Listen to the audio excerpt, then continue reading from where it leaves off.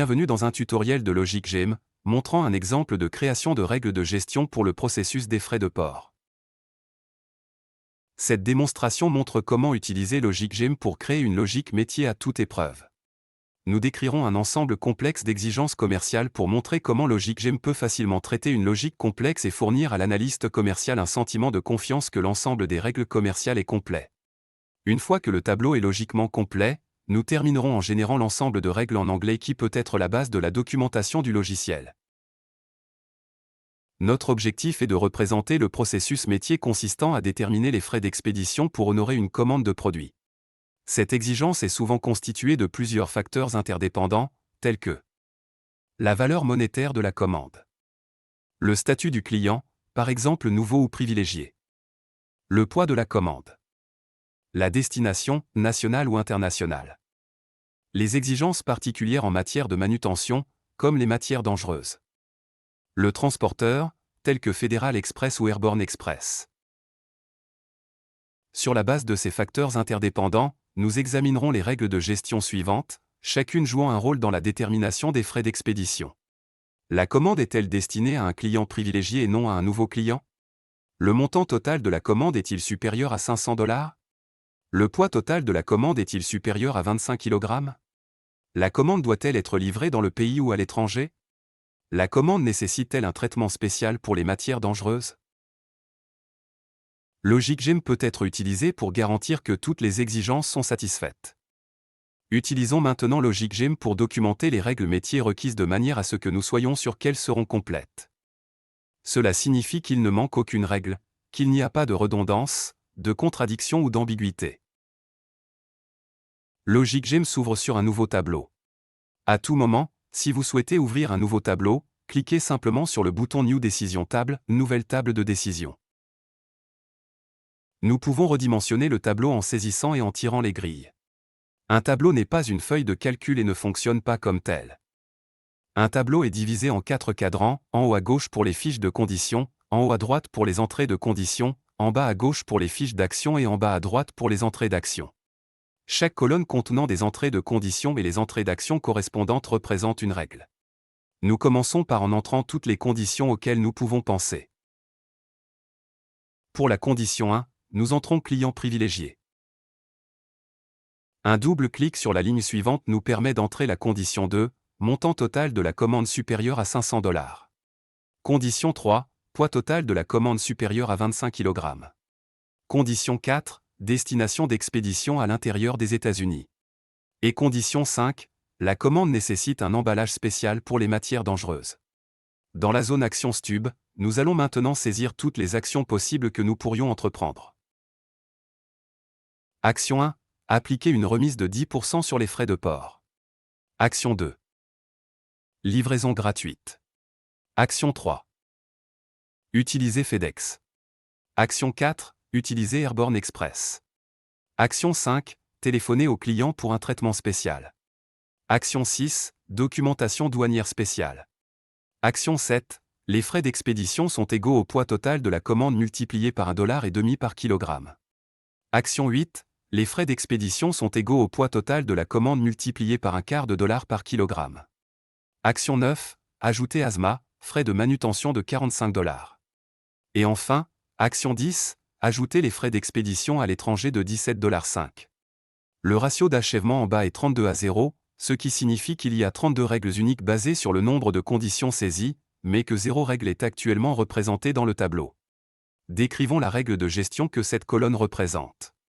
Nous décrirons ici la première règle. Le client privilégié des États-Unis qui a des marchandises dangereuses a besoin de FedEx, d'une livraison gratuite, d'un téléphone et d'une taxe sur les marchandises dangereuses.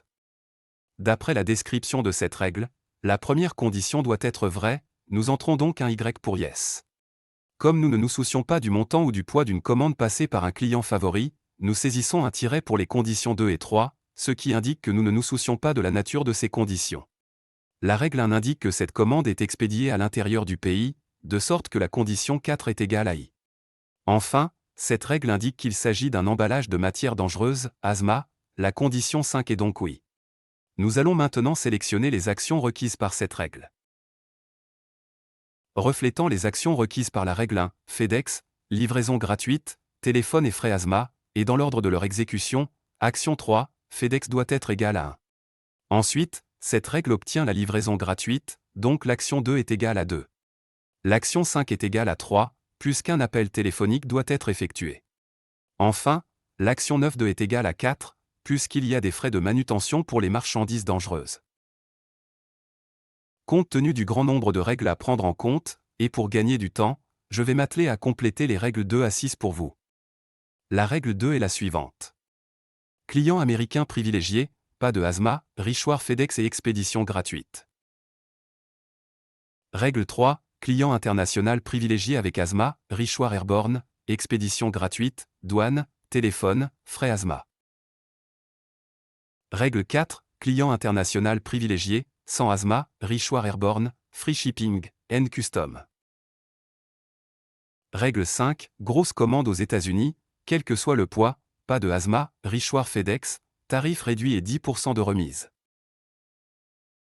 Et enfin, règle 6, grosses commandes américaines, quel que soit le poids, avec ASMA, richoir FedEx, tarif réduit, 10% de remise, téléphone et frais ASMA. Nous allons maintenant reprendre l'introduction de la règle 7, car elle comporte la série d'actions la plus complexe. Commençons par en décrivant la règle 7 ici. Grosses commandes internationales de tout poids avec ASMA richoir airborne, LORAT, foreign ship fee, 10% discount, custom, phone, and ASMA fee. Conformément à la description de la règle 7, la condition 1 est égale à N, puisque le client est nouveau et non favorisé. La condition 2 est égale à I, puisqu'il s'agit d'une grosse commande. La condition 3 est égale à un tiret, car nous ne nous soucions pas du poids de cette commande. Comme cette commande est internationale, la condition 4 est égale à N. Cette commande comprend des marchandises dangereuses, la condition 5 est donc I. En suivant la règle, nous allons ordonner comment les actions doivent être prises. Première action à invoquer, expédier un express aérien, donc l'action 4 est égale à 1. Deuxième action, réduire le tarif, l'action 8 est égale à 2. Troisième action, ajouter les frais d'expédition à l'étranger, l'action 10 correspond à 3. Quatrièmement, appliquer 10% de réduction, action 1 égale 4. Cinquièmement, formulaire de douane, action 6 égale 5. Sixièmement, téléphoner au client, action 5 égale 6. La septième et dernière action consiste à ajouter les frais de transport de marchandises dangereuses, l'action 9 est donc égale à 7. Pour avancer, je vais compléter les règles 8 à 10. Elles sont les suivantes, 8. Grosses commandes internationales, quel que soit le poids, pas de matières dangereuses, transport aérien obligatoire, tarif réduit, frais d'expédition à l'étranger, remise de 10% et frais de douane. 9. Petites commandes américaines de faible poids, sans matières dangereuses, nécessitant FedEx et un tarif inférieur. 10. Petites commandes américaines de tout poids, avec matières dangereuses, nécessitent FedEx, tarif inférieur, frais de matières dangereuses et téléphone. Nous allons maintenant commencer à saisir la règle 11, puisque, comme la règle 9, elle a une valeur de oui ou de non pour chaque condition. Nous sommes maintenant prêts à saisir la 11e règle. Là encore, nous commencerons par saisir la description de la règle. Les petites commandes américaines, les poids élevés et l'absence de ASMA nécessitent l'utilisation de FedEx à des tarifs plus élevés. En fonction de la règle, nous entrons les conditions. Ce n'est pas un client favori, donc la première condition est N. La commande étant une petite commande, la condition 2 est égale à N. La commande a un poids élevé, la troisième condition est donc I. Comme est un envoi national, la condition 4 est égale à I. Et étant donné qu'il n'y a pas de ASMA, la condition 5 est égale à N. En commandant à partir des actions de cette règle exige l'expédition par FedEx, donc l'action 3 est égale à 1. Et nous expédions au tarif le plus élevé, donc l'action 7 est égale à 2. Nous pensions avoir terminé, mais regarde le taux d'achèvement. Il nous montre que sur les 32 règles uniques possibles, notre tableau n'en représente que 28. 4 règles sont manquantes. Nous allons demander à LogicGem de les trouver. Nous allons d'abord sélectionner le menu logique. Dans le menu logique, nous sélectionnerons l'option permettant de trouver une règle manquante à la fois. LogicGem a ajouté une règle manquante pour nous. Apparemment, nous avons négligé les petites commandes internationales. Toutes nos règles nous ont appris que le poids des commandes étrangères n'a pas d'importance. Par conséquent, condition 3 est égale à un tiret puisque nous ne nous en soucions pas. Décrivons maintenant cette nouvelle règle. Les petites commandes internationales de tout poids avec ASMA doivent être expédiées par avion, à un tarif plus élevé, avec des frais pour l'étranger, des frais pour ASMA, des frais de douane et de téléphone.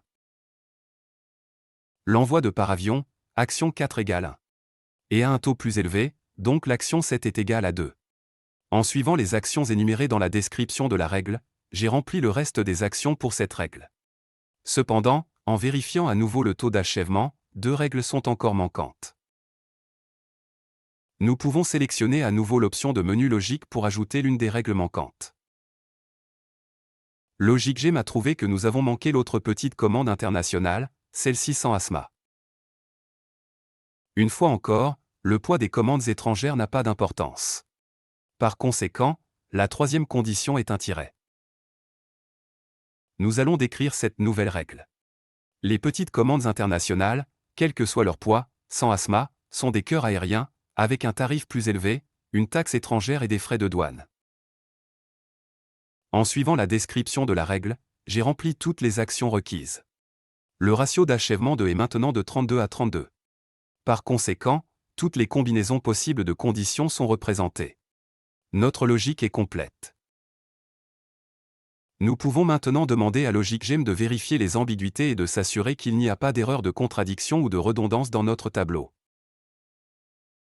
LogicGem nous assure que notre logique est mécaniquement parfaite.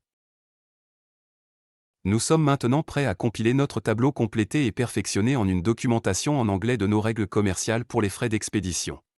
En cliquant sur le menu Compile, nous sélectionnons l'anglais dans le sous-menu Language.